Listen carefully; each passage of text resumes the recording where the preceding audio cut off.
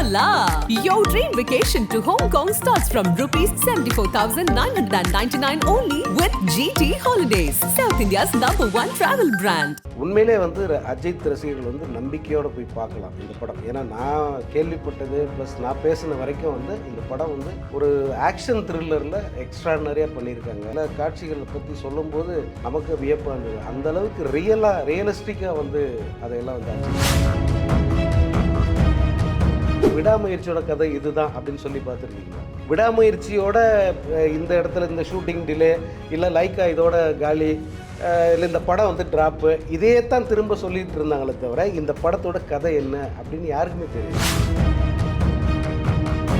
இந்த படம் ஓடுமா ஓடாதா? ஏன்னா படத்தோட ஜானருங்கிறது படம் 3 மணி நேரம் படம், 3 மணி நேரமும் சுவாரஸ்யமாக இருக்கணும். இப்போ எங்கேயாவது லேக் வந்துச்சுனாலே எந்திரிச்சு ஓடுருவான். அதில் இந்த மாதிரி படங்கள் ரொம்ப ரொம்ப ஆபத்தான கண்டென்ட். இது ஆபத்தான கண்டென்ட்னா ரசிகனை ஃபுல்லாக எப்பவுமே கிரிப்பாக வச்சுருக்கணும். இந்த படம் ஏதாவது கொஞ்சம் ரொம்ப ஆர்டிஸ்டிக்காக போய் அவனை கவனம் சதறிச்சுனாலே முடிஞ்சு. பிரசாந்த் இவங்களுக்கு போட்டியே கிடையாது. ஆக்சுவலாக பிரசாந்த் இவங்களை விட ரொம்ப ரொம்ப உயரத்தில் இருந்த நடிகர். வெற்றியின் உச்சத்தில் தான் இருந்தார். அவர் ஒரு சில தவறான முடிவுகள் தான் அவருடைய கேரியரை பாதிச்சது. அவரால் அதே மாதிரி அவருடைய தனிப்பட்ட வாழ்க்கை இதெல்லாம் சேர்ந்து அவரை ஒரு மாதிரி அப்படி ஸ்டாக்னேஷன் நிப்பாட்டி. அஜித், விஜய் இவங்கெல்லாம் நடிக்க வரும்போது அப்போ பிரசாந்த் லெவலே வேற.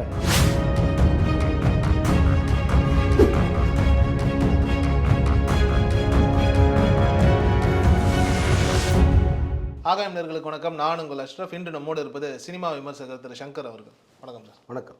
ஒரு வழியாக விடாமுயற்சி ஷூட்டிங் முடிஞ்சிருச்சு. போஸ்டர் ஒன்று ரிலீஸ் பண்ண ஆரம்பிச்சாங்க. மொதல் போஸ்டர் எல்லாரும் பாரதி கண்ணம்மன் போட்டு ட்ரோல் பண்ணாங்க. ஆனால் அடுத்த போஸ்டர்லேருந்து பரவாயில்ல, த்ரிஷா அஜித் ஜோடி பார்க்க நல்லா இருக்குன்ற மாதிரியான ஒரு நிலை ஒன்று உருவாயிருக்கு இல்லையா? மங்காத அஜித்தை திரும்பி மங்காத அஜித்தை பார்த்த ஒரு ஃபீல் இருக்கு இல்லையா? உண்மையிலேயே இந்த படம் எந்த அளவுக்கு அஜித்துக்கு கை கொடுக்கும், குறிப்பாக லைக்காவுக்கு எந்த அளவுக்கு இது புத்துணர்ச்சியாக இருக்கும்? இது உண்மையிலே அஜித் ரசிகர்கள் நம்பிக்கையோடு போய் பார்க்கலாம் இந்த படம். ஏன்னா நான் கேள்விப்பட்டது ப்ளஸ் நான் பேசின வரைக்கும் இந்த படம் ஒரு ஆக்ஷன் த்ரில்லரில் எக்ஸ்ட்ராடனரியாக பண்ணியிருக்காங்க அப்படி தான் சொன்னாங்க. அதுவும் சில காட்சிகளை பற்றி சொல்லும்போது நமக்கு வியப்பாக இருந்தது. அந்த அளவுக்கு ரியலிஸ்டிக்காக அதையெல்லாம் அஜித் பண்ணியிருக்காரு. தமிழில் இந்த மாதிரி அஜித் இது வரைக்கும் பண்ணலைங்கிற மாதிரியான ஒரு படம் அப்படி தான் நான் கேள்விப்பட்டிருக்கேன். அதனால் நம்பிக்கையாக இருக்கலாம். அந்த அசர்பைஜானுடைய அந்த ஸ்டண்ட் சீனில் கூட நிறைய பேர் சொன்னாங்க, ஒரு இடத்துலையும் போகும்போது அஜித்துக்கு ஒரு ஆக்சிடென்ட் நடக்குது, இல்லை அவரே தான் பண்ணிடுறாரா அப்படின்ற மாதிரியான ஒரு பார்வையெல்லாம் இருக்குல்ல. எந்த மாதிரியான? இல்லை அவரே ஆக்சிடென்ட் பண்ணணும்னு பண்ணுறதில்ல. ஏன்னா அவர் எவ்வளோ ஒரு எக்ஸ்ட்ராடனரி டிரைவர் அவர். அதனால் அவர் வேணும்னு பண்ணுறதில்ல.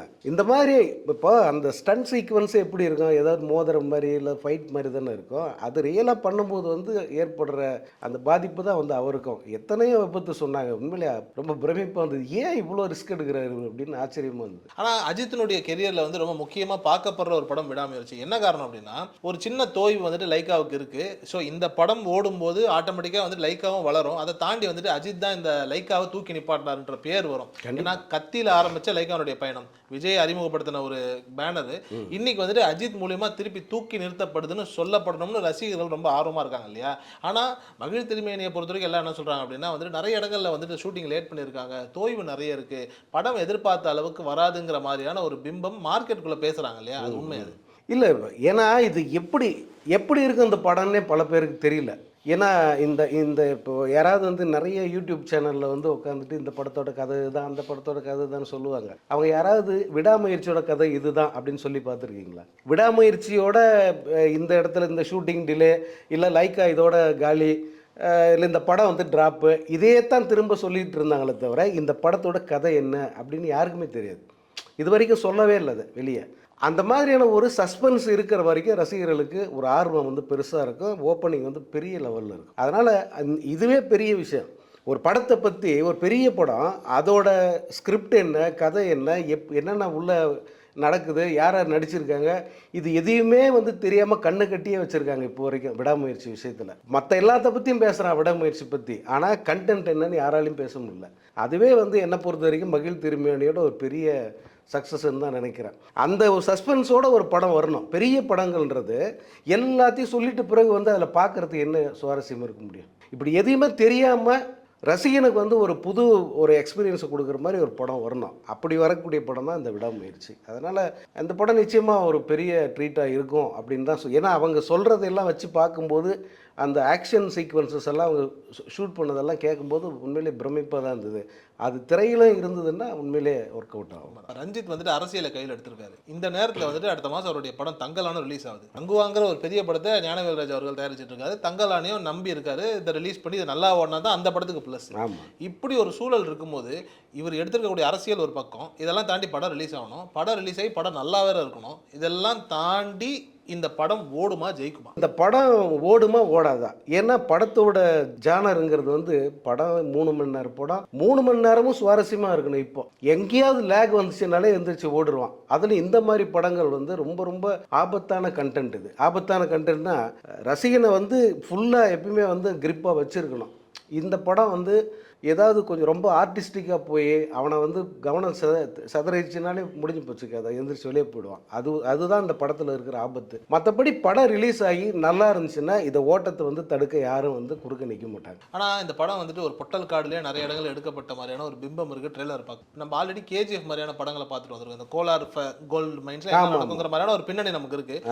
அதை பார்த்துட்டு ஆடியன்ஸ் இதை பார்க்கும்போது இல்லை அதில் பயங்கர பிரம்மாண்டமாக தெரிஞ்சு இதில் மக்களே ரொம்ப ஒரு மாதிரி இருக்காங்க, ஒரு மாதிரினா கம்மியாக இருக்காங்க, ஒரு க்ரௌட் வந்துட்டு பயங்கரமா இல்ல, பாகுபலியோட எஃபெக்ட் இல்ல, KGF எஃபெக்ட், இப்படி ஒரு கம்பேரிசன் இருக்கும் இல்லையா? இது இந்த படத்துக்கு ஏதாவது நிச்சயமா இருக்கும். ஆனா வந்து என்னன்னா அது வந்து வெறுமனே அதுவும் இதே தான், எந்த ஒரு லாஜிக்கும் பார்க்கக்கூடாது. இப்படி ஒரு கதை நடந்ததான்னு கூட தெரியாது. முழுக்க முழுக்க ஃபிக்ஷன் தான் அந்த படம். அதில் எந்த ஒரு ரியலிஸ்டிக் சம்பவமும் கிடையாது. பட் இந்த படம் அது இல்லை. உண்மையில என்ன நடந்தது, தங்கத்தை தேடி போன தமிழர்கள் எப்படியெல்லாம் கஷ்டப்பட்டாங்க, அந்த உண்மையை சொல்றது தான் வந்து இந்த படம்ன்ற. அதாவது ரியல் லைஃப் இது. அது வந்து ஒரு கற்பனை உலகம் முழுக்க. எல்லாமே வந்து அவன் நினைச்சா என்ன வேணா பண்ணுவான். பொண்டாட்டிக்கு வேகுதுன்னு சொன்னா உடனே மேலே வந்து ஹெலிகாப்டர் நிற்க வச்சு ஃபேன் போடுவான். அதை வந்து நீங்கள் கற்பனை பண்ணி பார்க்க நல்லா இருக்கும். ஆனால் உண்மையில் அது நடக்குமான்னு யாராவது கேட்குறாங்களா? பட் இந்த படம் அப்படி இல்லை. இதெல்லாம் நிறைய உண்மையான விஷயங்கள் வந்து இருக்குது. அதனால் அது வந்து ரசிகனை என்கேஜ் பண்ணுற மாதிரி இருந்தாலே போதும். இதோட ஜானர் வேறு, இதுக்கான ரசிகர்கள் வேறு, நிச்சயமாக வந்து பார்ப்பாங்க. ஆனால் இந்த படம் வந்து விக்ரமுக்கு ஒரு மறுமலர்ச்சியாக இருக்கவே வேண்டும். ஏன்னா வந்துட்டு சமீப காலமாக அவருடைய படங்கள் பெருசாக வந்துட்டு ஒரு ஈர்ப்பை தரல. அது உண்மையிலேயே அந்த ஒரு மறுமலர்ச்சியை கொடுக்குமா விக்ரமுக்கு? கொடுக்க. ஏன்னா ரொம்ப ரொம்ப ரொம்ப கஷ்டப்பட்டுருக்காரு, ரொம்ப ஹார்ட் ஒர்க் பண்ணியிருக்காரு. நீங்கள் அந்த அவருடைய தோற்றத்தெல்லாம் பார்த்தா நமக்கே ஆச்சரியமாக இருக்குது. இந்த விக்ரமோட அது கோட்டும் சூட்டுமா இருந்த விக்ரம் அதில் பார்த்தா மொட்டை தலையோட எப்படி இருக்காருன்னு நமக்கே ஆச்சரியமாக இருக்குது. விக்ரமுக்கு வந்து ரொம்ப அவருடைய கேரியர் ரொம்ப போயிடுச்சுன்னு சொல்ல முடியாது. என்ன இப்போ அண்மையில் தான் 2 மிகப்பெரிய ஹிட் படங்கள் வந்தது. பொன்னியின் செல்வன் 1, 2 ரெண்டுத்துலேயுமே ஹீரோ அவர் தான். அவரை மையப்படுத்தி தான் அந்த கதையே இருந்துச்சு. அதனால் அது ஒரு வகையில் அவரோட படம் தான், அது வெற்றி படங்கள் தான். அதன் பிறகு வர்ற படம் தான் இது. அதனால் இந்த படத்தில் வந்து அவருக்கு நல்ல பேர் கிடைக்கும். கண்டிப்பாக விருதுகள் கூட கிடைக்க வாய்ப்பு இருக்குது. கமர்ஷியலாக எப்படி போகுன்றது படத்தோட அந்த இதை பொறுத்து தான், ஸ்கிரிப்டை பொறுத்து தான். ஆஸ்காரை நோக்கி இந்த படம் பயணிக்குன்ற மாதிரியான ஒரு பேச்சு சாத்தியங்கள் உண்டா? இருக்குது, சாத்தியம் இருக்குது. ஏன்னா இங்கே நம்ம ஞானவேலோட ஜெய்பீம் வந்து ஆஸ்கார் வரைக்கும் போயிடுச்சு. விருது தான் வாங்கலே தவிர ஆஸ்கார் பரிந்துரை பட்டியலில் போயிட்டு அவங்க பரிந்துரை பண்ண படங்களில் ஒன்றா அது நின்றுச்சு. இங்கேருந்து நம்ம பரிந்துரை பண்ணி அனுப்புறது பெருசு இல்லை, அவங்க பரிந்துரை பண்ணல. அப்படி ஒரு படமாக அது மாறிச்சு. அப்படி ஒரு வாய்ப்பு அந்த படத்துக்கு கிடைக்கும்போது ஏன் இது கிடைக்காது? இது இன்னும் ரொம்ப நல்லாவே பண்ணியிருப்பார். ரஞ்சித்தை பொறுத்த வரைக்கும் அவருடைய அரசியல் நிலைப்பாடு வேறு. அதில் வந்து நமக்கு நிறைய மாறுபட்ட கருத்துக்கள் இருக்குது. ஆனால் வந்து ஒரு ஒரு ஒரு படைப்பாளியாக வந்து ரஞ்சித்தை வந்து உண்மையிலே நான் ரொம்ப மதிக்கிறேன். அதுலேயும் சர்பட்டா பரம்பரை மாதிரி ரொம்ப பர்ஃபெக்டான ஒரு படம் பண்ண ஒரு டைரக்டர் அவர்.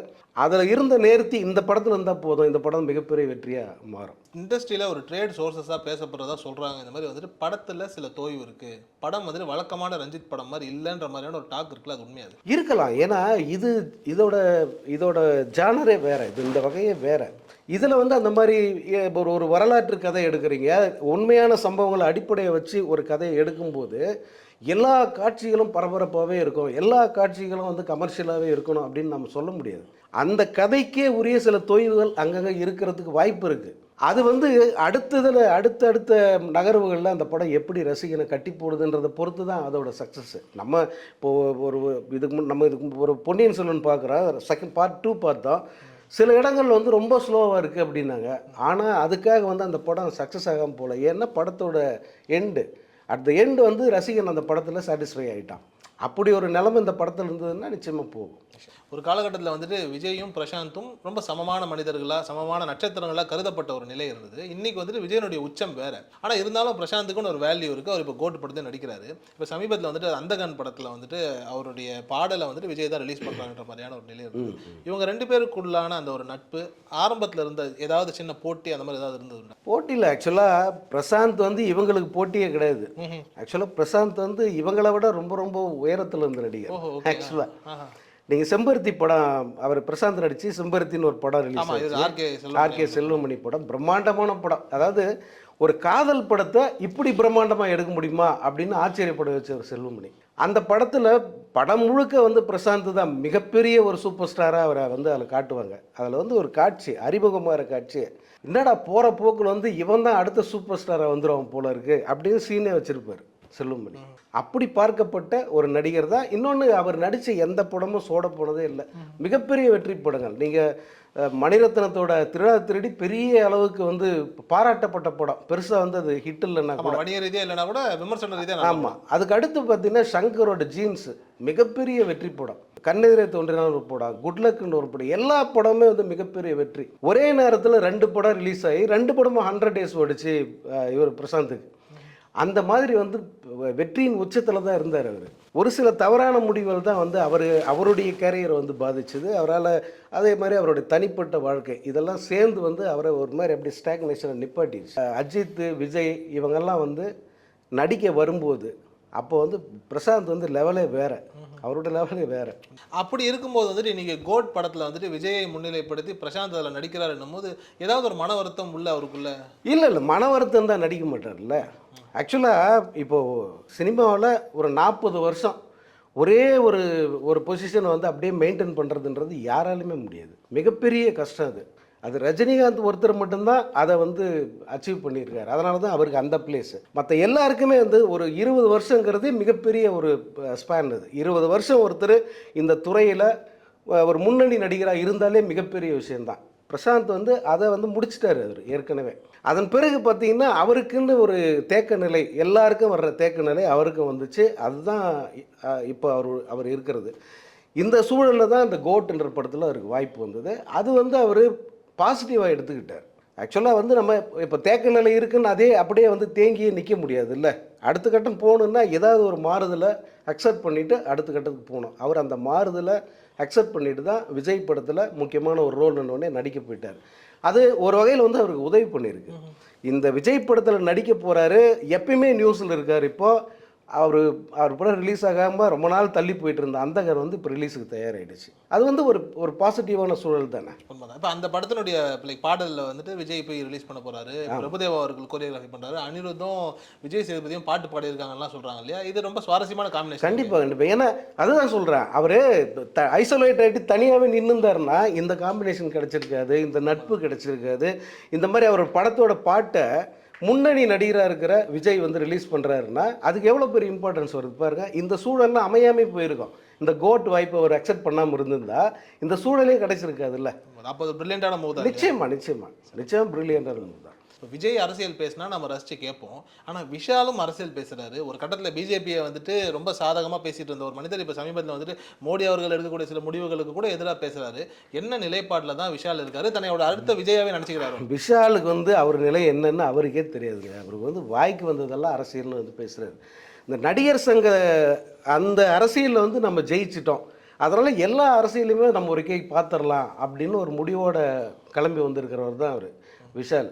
அவர் பேசுகிறது எந்த அளவுக்கு வந்து ட்ரோல் பண்ணப்படுது அப்படிங்கிறத உணர்ந்துருக்காரான்னு தெரில. அது புரிஞ்சாலே போதும், அவர் அரசியலே பேச மாட்டார். சமூக ஊடகங்கள் வந்து அவரை வச்சு வெளுக்கிறாங்க பாருங்கள். அவருடைய ஏதாவது ஒன்று பேசுனா அடுத்த கட்டமாக வந்து அவர் ஒரு ட்ரோல் மெட்டீரியலாக மாறுறாரு. அவ்வளோ பேரும் கண்டென்ட் கொடுக்குறாரு. அதை முழுசாக ஒரு வாட்டி பார்த்தாருன்னா அரசியலே பேச மாட்டார். இந்த சைக்கிள் ஓட்டிட்டு வர்றது, அதே மாதிரி சமீபத்தில் யாரோ ஒரு பெண் வந்துட்டு அவங்கள பார்க்க வரும்போது வந்துட்டு சாப்பிட்டியா போய் சாப்பிடு அப்படிங்கிறது, உடனே வந்து நான் படிக்க வச்சா படிப்பியா, கலெக்டர் படிப்பியான்னு சொல்லி இதெல்லாம் கேட்க வருது. அப்புறம் அதெல்லாம் வீடியோ எடுத்து வச்சுக்கிறது. இன்னொரு இடத்துல கூட சொன்னார், எனக்கு காரே இல்லை, இருக்கிற காரை அப்பா அம்மா கிட்ட கொடுத்துட்டேன், இந்த மாதிரி ரோடு இருந்துச்சுன்னா எவன் கார் ஓட்டுவான். இதெல்லாம் கொஞ்சம் அபத்தமாக தெரியுது இல்லையா? நிச்சயமாக அபத்தம். அதுதான் சொல்கிறேன். அதனால தான் அவர் வந்து ஒரு கேலி பொருளை தானே எல்லாரும் பார்க்குறாங்க. யாராவது விஷால் பேசின எந்த விஷயத்தையாவது சீரியஸாக பார்க்குறாங்களா? ஒரு கட்டத்தில் திரையுலகத்தில் அவர் திரைப்பட தயாரிப்பாளர் சங்கம் அதில் முக்கிய பொறுப்பில் இருந்தார். அதே போல் இந்த பக்கம் நடிகர் சங்கம் அதுலேயும் முக்கிய பொறுப்பில் இருந்தார். அதனால் வந்து விஷால் சொல்கிறத திரையுலகத்தை சேர்ந்த சிலர் கொஞ்சம் சீரியஸாக கேட்டிருந்தாங்க. இன்றைக்கி சினிமா உலகத்தை சேர்ந்தவர்களே அவர் பேசுகிற எதையும் சீரியஸாக எடுத்துக்கிறது இல்லை. அட விட்றாது இருந்தாலும் ஏதோ பேசிகிட்டு போகிறான் அப்படின்னு சொல்லிட்டு அதை அப்படி எடுத்துக்கிறாங்க. அங்கேயே அப்படின்னா பொதுமக்கள் மத்தியிலலாம் எடுபடுமா? அரசியல்ன்றது எவ்வளோ பெரிய விஷயம். இப்போது விஜய் அரசியலுக்கு வர்றாரு, அவரே எவ்வளோ தயக்கத்தில் வர்றாரு. என்னடா ஒரு முடிவு எடுத்துட்டோம், இவ்வளோ கோடிகள் குவிக்கிற சினிமா உலகத்தை விட்டுட்டு நம்ம கோடிகளை கொட்ட வேண்டிய ஒரு இடத்துக்கு நம்ம வரோம். இந்த இடத்துல நம்ம எடுபடாமல் போனால் என்ன ஆகும்? நம்ம வந்து முழு மனசோடு இவங்க ரிசீவ் பண்ணுவாங்களா? இந்த யோசனை விஜய்க்கு இருக்குது, இப்போ வரைக்கும் இருக்குது. ஒவ்வொரு வார்த்தையை அவர் எவ்வளோ அளந்து பேசுகிறாரு. இப்போ வாய்க்கு வந்ததெல்லாம் வந்து வளர முடியாது. விஷால் மாதிரி வளர்ந்தால் விஜய்க்கு இந்த இடம் கிடைக்குமா? அரசியல் இவ்வளோ எதிர்பார்க்குறாங்க விஜயை. எதனாலன்னா வாய்க்கு வந்ததெல்லாம் பேசாமல் ஒவ்வொரு வார்த்தையும் அளந்து தான் பேசுகிறார் இப்போ வரைக்கும். ஏன் விஜய் வந்து வெளியே வரமாட்டேன்றாரு? ஏன் விஜய் ஊடகங்களுக்கு பேட்டி தர மாட்டேன்றாரு? ஏன் விஜய் எதையும் ஏன்னா சொல்ல முடியாது. அப்படி வெளியே வந்து கேட்கறதுக்கெல்லாம் பதில் சொல்கிறேன்னு சொல்லி உளறி கொட்டிட்டா மாட்டிக்குவார். ரொம்ப நன்றி சார். நேரத்துக்கு Hola! Your dream vacation to Hong Kong starts from rupees 74,999 only with GT Holidays, South India's #1 travel brand.